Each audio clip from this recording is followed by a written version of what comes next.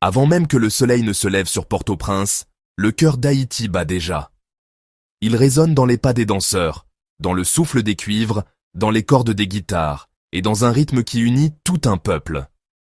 C'est le compas, le style musical le plus aimé et le plus durable d'Haïti. Dans les 10 prochaines minutes, nous allons découvrir comment le compas est né, comment il a façonné des générations et comment il continue aujourd'hui de faire vibrer le monde. Bienvenue dans le cœur d'Haïti. L'histoire du compas. Notre voyage commence dans le Port-au-Prince vibrant du début des années 50. Dans des salles de danse remplies de sons caribéens, un jeune saxophoniste nommé Nemours Jean-Baptiste expérimente.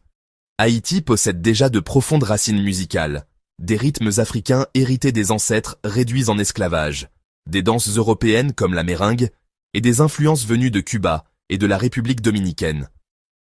Nemours mélange ces éléments et simplifie la mesure complexe de la méringue en un pas régulier, irrésistible, 1-2.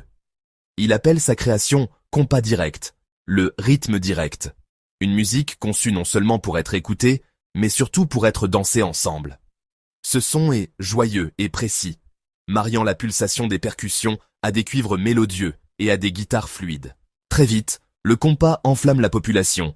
Dans les années 60 et 70, il devient la bande-son de la vie haïtienne. Des groupes comme l'ensemble Nemours Jean-Baptiste, Weber Sicotte et plus tard Tabou Combo perfectionnent le style avec des sections de cuivre riches et des riffs de guitare élégants.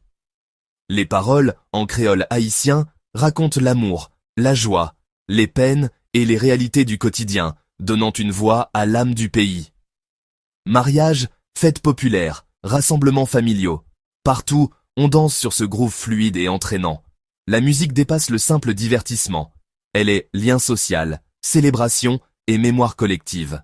Les migrations haïtiennes transportent le compas bien au-delà de l'île.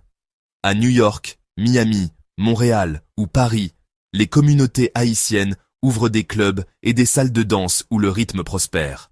Des groupes comme Tabou Combo mêlent compas, funk et disco, décrochant des succès internationaux et séduisant de nouveaux publics. Ces échanges influencent d'autres styles caribéens, de la cadence de la Guadeloupe à la naissance du zouk en Martinique. Le compas prouve qu'un son résolument haïtien peut parcourir le monde tout en restant fidèle à son âme.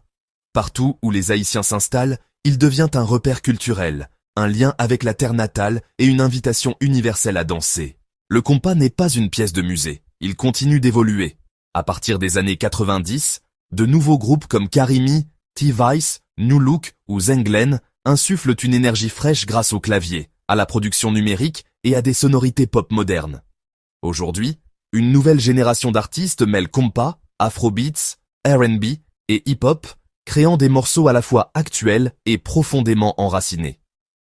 Des festivals comme le Haitian Compass Festival de Miami attirent des dizaines de milliers de fans, prouvant que cette musique reste vivante et en constante expansion.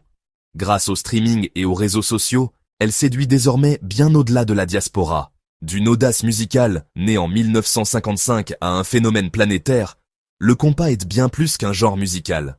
C'est un pont entre les générations, une bande-son de résilience et une célébration de l'identité haïtienne.